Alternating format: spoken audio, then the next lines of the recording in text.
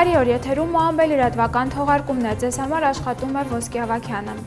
Ընտրական բարեփոխումներ եւ եւս մեկ քայլ դեպի առաջ։ Կառավարության ղեկավարի խոսքով այս օրենսդրությամբ այս տարի երկիրը կանցկացնի բացառիկ թափանցիկ ընտրություններ։ Ըստ Գյորգի Գախարյայի ցանկալի է, որ լուրջ հարցերի որոշման համար բոլոր քաղաքական ուժերը մի կողմ թողնեն անձնական շահերը։ Հիշեցնենք, որ ոչ ազգային շարժումը եւ ոչ էլ Եվրոպական Վրաստանը չեն մասնակցել սահմանադրական փոփոխությունների կամ ընտրությունների օրենսդրության ընդունմանը։ 2020 թվականի խորհրդարանական ընտրությունները կանցկացվեն նոր ընտրական օրենսգրքով։ Օրենսդիր մարմինը երրորդ ընթերցմամբ հաստատեց փոփոխությունները։ Օրենքի համաձայն պարտադիր է կուսակցության ցուցակներում ներառել կանանց։ Եթե կուսակցության յուրաքանչյուր 4-րդ անդամը չի լինի հակառակ սեռի ներկայացուցիչ, ապա այն չի անցնի գրանցումը։ Միացյալ ազգային շարժումը եւ Եվրոպական Վրաստանը չեն աջակցել փոփոխություններին։ Եվրամիության դեսպանը բացասական է գնահատում ընտրությունների օրենսդրության ավելի լայն քաղաքական աջակցության բացակայությունը։ Ըստ կար հարցերի խորհրդարանի կողմից հաստատված ընտրական օրենսդրության մեջ փոփոխությունների փաթեթն ակտիվ աջակցություն է ստացել Եվրամիության ներկայացուցչության կողմից։ Նրա խոսքով ցանկալի կլիներ իրականացնել ավելի լուրջ բարեփոխումներ, հիմնվելով ԵԱՀԿ առաջարկած հիմնական ոլորտների վրա, ինչպիսիք են ընտրողների նկատմամբ ճնշումները, դատական եւ ընտրական հանձնաժողովների ձևավորումը։ Ցավում եմ, որ ընտրական նոր օրենսդրության ավելի լայն քաղաքական աջակցություն ձեռք բերելու հնարավորությունը բաց է թողնվել։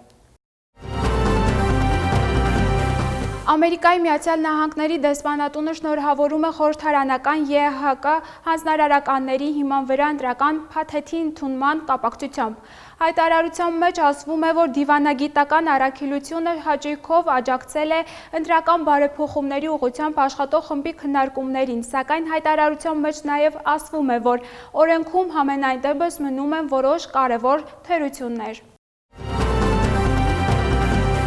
Վրաստանն ակտիվ բանակցություններ է վարում Եվրամիության երկրների հետ օդային հաղորդակցման բացման ուղղությամբ։ Այս մասին լրագրողներին հայտարարել է Վրաստանի վարչապետը Քութայիսի շրջանցիկ ճանապարհի բացումից հետո։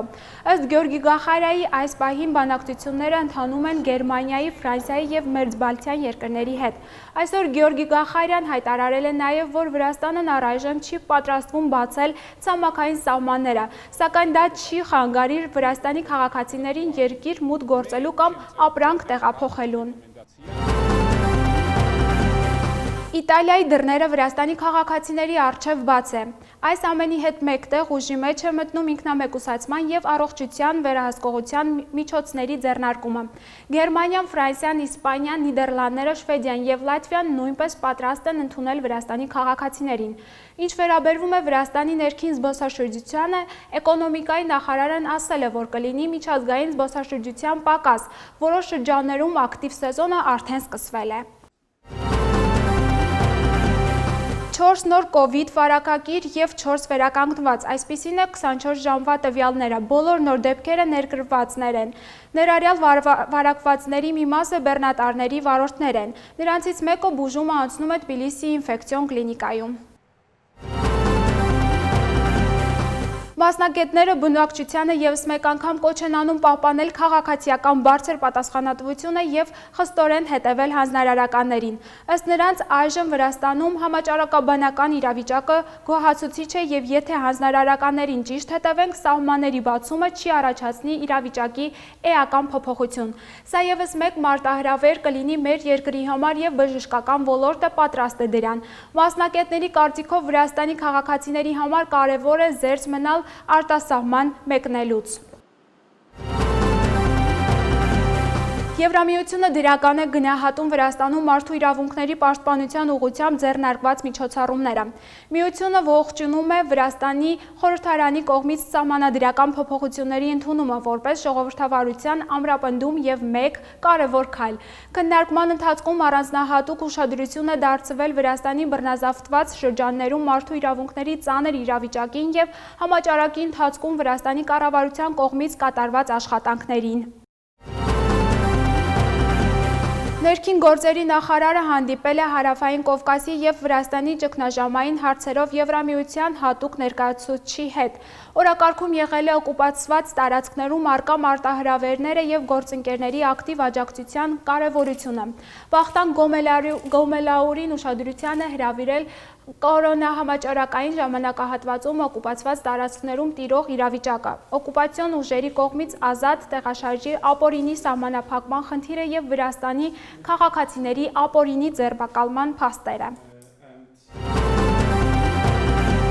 Այրզենայի կողմից նախատեսված Փարիզ-Թբիլիսի չվերթը տեղի կունենա հուլիսի 7-ին, ըստ էկոնոմիկայի և կայուն զարգացման նախարարի հայտարարությամբ, թռիչքի նոր ժամանակացույցը կհայտարարվի առաջիկա օրերին։ Սկզբնապես գործակալվելու են չարտերային թռիչքները, այնուհետև նախատեսվում են կանոնավոր թռիչքներ, սակայն դա կախված կլինի Եվրամիության անդամ երկրների հետ բանակցությունների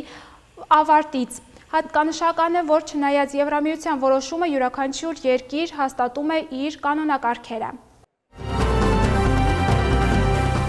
Թբիլիսի միջազգային օդանավակայանում իրականացվել է հերթական չարտերային թռիչքը Թել Ավիվից։ Թել Ավիվը, Ամստերդամը, Վիեննան և Բերլինը առաջին 4 քաղաքներն են, որոնց ուղղությամբ թույլատրվում է իրականացնել թռիչքներ։ Քաղավիացիայի գործակալության տնօրենի խոսքով չարտերային այլ թռիչքների շուրջ այլ հայտեր ևս քննարկվում են։ Թռիչքների ժամանակացույցի համաձայն այսօր չարտերային չվերթը կիրականացվի Բերլինից, իսկ հուլիսի 4-ին Ամստերդամից, հուլիսի 5-ին էլ Վիեննայից։ Լրացուցիչ տեղեկությունները հասանելի են տնտեսության և կայուն զարգացման նախարարության, ինչպես նաև քաղավիացիայի գործակալության վեբ կայքերում։ Բենզինի և դիզելի որակի ստուգման արդյունքում բացահայտվել է, որ յուրաքանչյուր 92 նմուշից 3-ում հայտնաբերվել է այլ պարունակություն։ Հետազոտությունը իրականացվել է ապրիլին շրջակա միջավայրի վերահսկողության դեպարտամենտի կողմից։ Ըստ գործակալության վառելիքի որակի հետ կապված ստուգանքները բավարար չեն, անհրաժեշտ է նաև խստացում։ 2018 թվականից ի վեր Բնապահպանության և գյուղատնտեսության նախարարությունը իրականացնում է բենզինի և դիզելային վառելիքի հետազոտություն։ Այս պահի համար նախատեսել էինք այսքանը։ Ցտեսություն։